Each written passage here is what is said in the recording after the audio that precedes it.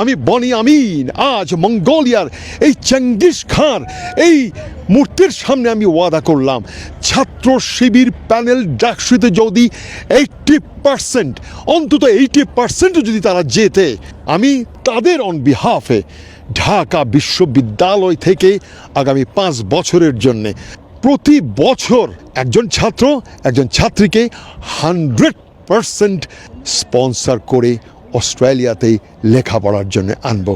আমার প্রিয় বন্ধুরা, আমার জন্মদেশে এখন বিভিন্ন বিশ্ববিদ্যালয়ে ছাত্র সংসদের নির্বাচন চলছে।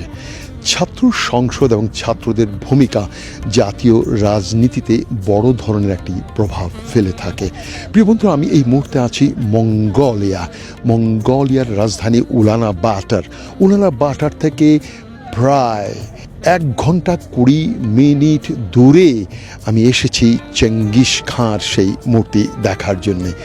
পেছনে দেখতে পাচ্ছেন, এটা হচ্ছে সেই বীর চেঙ্গিস খাঁর মূর্তি। প্রিয় বন্ধুরা, আমি মূল কথায় আসি যে অতীতে আপনারা দেখেছেন